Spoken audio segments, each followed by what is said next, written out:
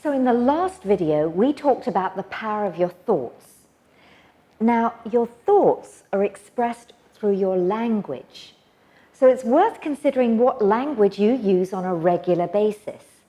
After all, you have about 1 million words available to use in the English language, but it's highly unlikely that you're using 1 million different words each day.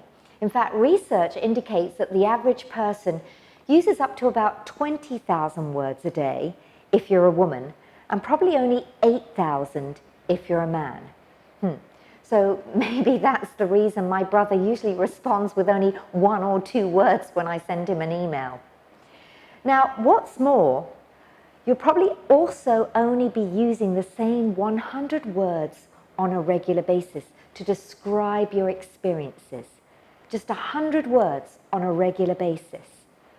Now, words by themselves actually have no meaning.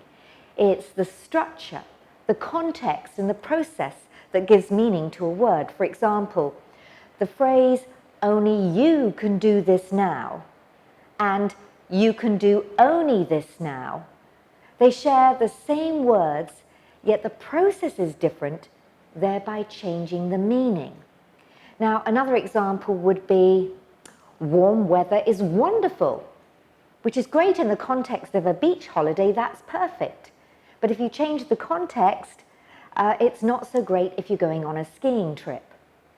So what I want you to do is to grab a piece of paper, good, and then quickly write down 5 words that mean communication to you. So do this as quick as possible. Just grab a piece of paper and write down 5 words off the top of your head that mean communication to you.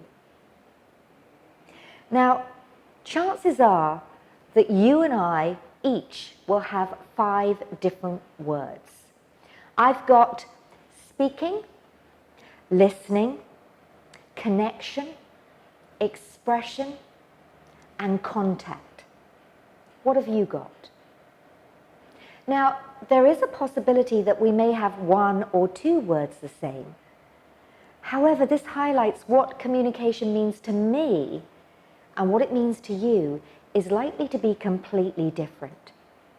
Your language determines how you structure your reality created by your thoughts. So here's another experiment. Wherever you are, I want you just to stop and take a look around you at your surroundings.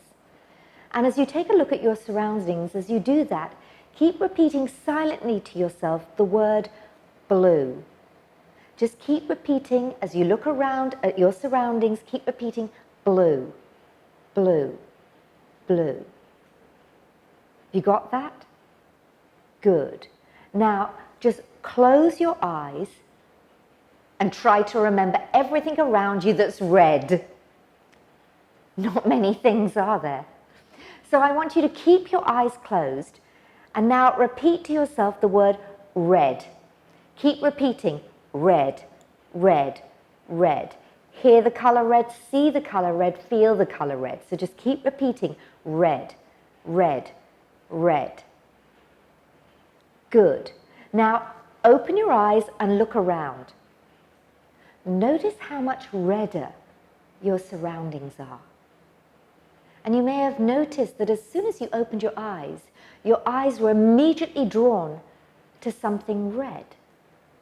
Now, what you've done is change your language, and it changed your perception of your surroundings.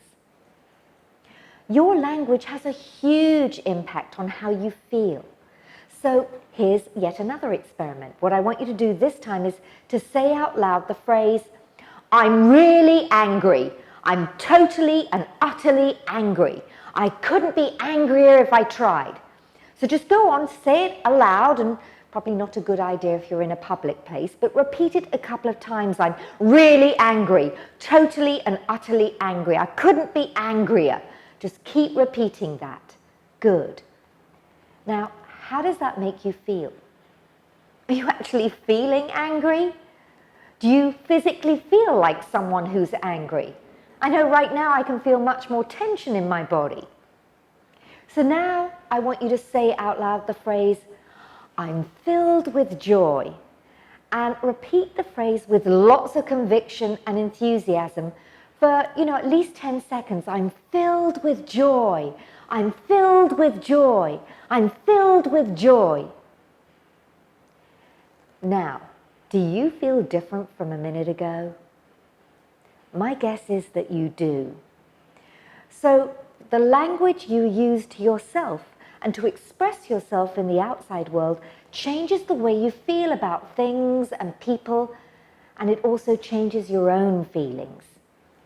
A demonstration I'll often do with a group in some of our programs is to ask if anyone in the audience has a mild pain or something like a mild headache. And I ask them to share on a scale of 1 to 10, 1 being low and 10 being high, the level of pain. So they then give me a number for the pain. Then I ask them to give me 3 words to describe the pain. And they give me 3 words. And then I ask them to give me 3 more different words without repeating any of the words they've already used. And then I ask them to give me 3 more words to describe the pain.